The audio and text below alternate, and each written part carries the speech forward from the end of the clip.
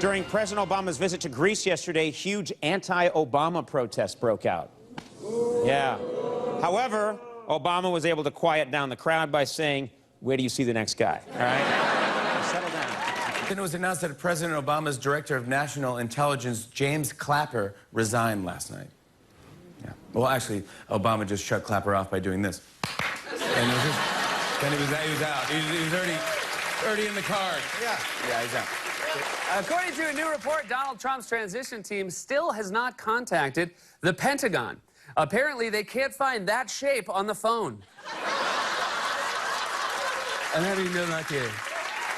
I've called triangle like 50 times.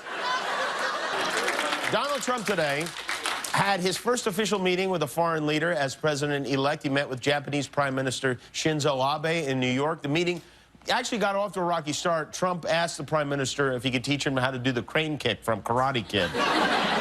And it went downhill from there. Headlines and punchlines from last night as we welcome you back to America Talks Live with the invitation for you to join us in our conversation. Give me a call at 1-877-NEWSMAX.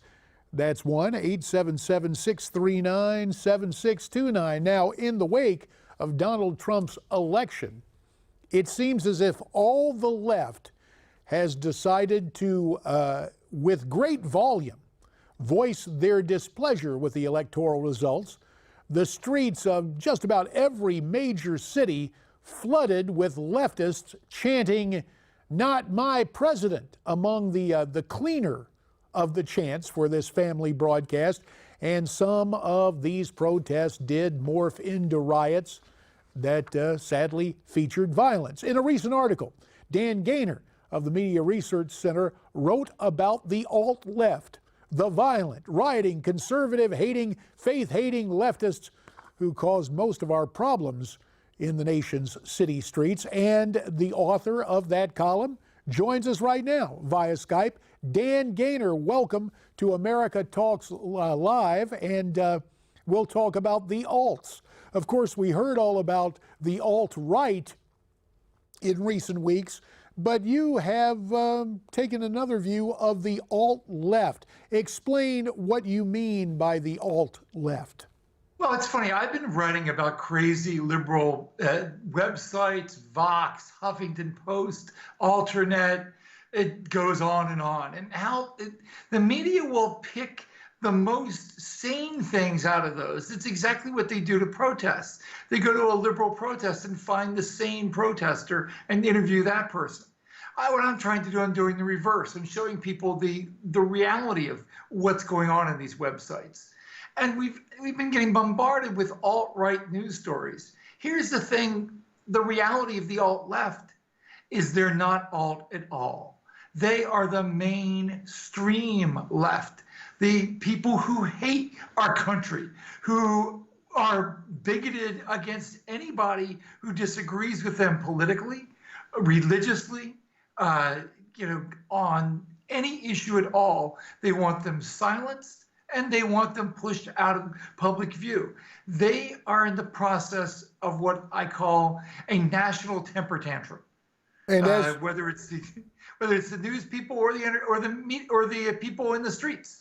And those news people, not only at the websites like the HuffPo, for example, Vice President-elect Mike Pence talking to reporters at Trump Tower, the leftists there just could not help but bombard him with questions that had basically nothing to do with the transition, almost catcalls. Let's listen to this. I think it's especially revealing. We're beginning what we're very confident will be a smooth transition that will serve to move this country forward and make America great again. Is the alt-right racist? Is the alt-right racist? You know, back in the day, Sam Donaldson would shout questions at either President Carter or President Reagan, but these guys are taking Sam Donaldson and making him look like a very polite choir boy. Yeah, because they're not really trying to get answers. They don't want to point out that the tiny portion of the electorate that might be the alt-right. They don't want to talk about how diverse it might really be. Now they want to get into they want to label everybody who disagrees with them as, to use Hillary Clinton's term, deplorable. There was an article on Slate this week, and the headline was, "There's no such thing as a good Trump voter." Well, that's a fun thing. Okay, you'll get quoted some places and certainly linked to in my column. But what it does is it says there's no reason why any of those 60+ million people who voted for Donald Trump should ever try to work with you, because you view them as totally despicable. Well, let's invite some of those Trump voters to call us at 1-877-NEWSMAX, 1-877-639-7629. But it goes beyond the media, because the one thing that has happened while Ronald Reagan was hard at work winning the Cold War abroad, the Alinskyites were working to burrow into the institutions of society, the unelected places, whether it's the media or in education. And now we get the news that the San Francisco's Teachers Union is pushing an anti-Trump curriculum, a lesson plan urging the teachers not to talk about the electoral setback. Their lesson plan reads like this: do not tell them that we have lost and we have to accept them. We do not have to accept anything except that we must and will fight for justice against an unjust system and against unjust people. So this is what is being taught in San Francisco's public schools. Hey, Dan, this ain't education. This is full tilt indoctrination. Well, absolutely. But in some ways, they're making it easier. When teachers encourage their students to go out and protest, when teachers teach propaganda to kids, all that they're doing is two things. One, they're reminding Donald Trump that, oh yeah, all these cities are sanctuary cities. Why should I fund them? And then the next thing is, yeah, this is part of the Department of Education's influence on our nation's educational system. So maybe, just maybe, he'll look at our education system and go, oh, we don't really need a Department of Education after all. Let's take that money and give it as block grants to states to use for education, to get kids out of the public schools and into private schools where they can actually achieve. Let's go to the phones right now to Long Island, New York, where the irrepressible Ian joins us again today. Hiya, Ian. How you doing, Mr. Hayworth? I was just thinking of the cosmonauts and how we get up into space. We work with the Russians, and wouldn't it have been great when the Russians warned us, not once, not twice, but 3 times about the Sarnevs and Tamarron and Dzhokhar and what they were trying to do. And Hillary, she seemed to never answer the question Chris Wallace put before her in the last debate. If you established a no-fly zone in Syria and Russians violated it, would you have shot them down?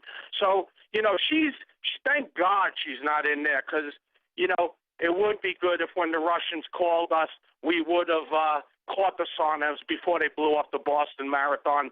And the FBI hasn't had a good track record with the Orlando. They had them 2 or 3 times, that guy, and they let the wife in San Bernardino. So I have no faith. I have faith in Trump and everybody Ian, he's putting in there. I think what you are doing is you are portraying the collective sigh of relief that right-thinking Americans have about that election, and we thank you for the call, Ian.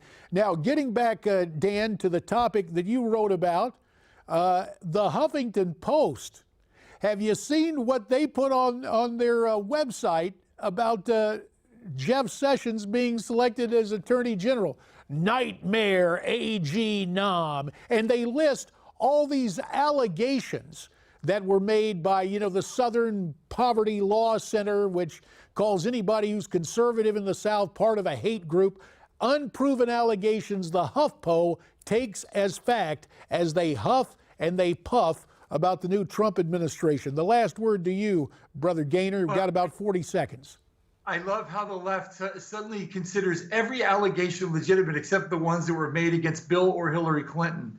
Going forward, this is what the media are going to try to do. They want to sabotage every single one of Trump's picks. They're looking to get one person, take him down, but ultimately they want to stop Trump. They want to make him afraid to do anything because of media uproar.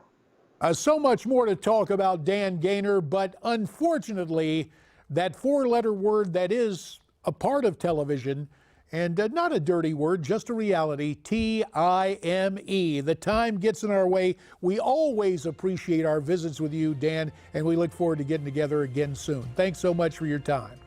Now, thank you very much, JD. You have a great weekend. You too, brother. When we come back, Today in History, an American moment and a prime preview, plus more of your calls. It's America Talks Live on Newsmax TV.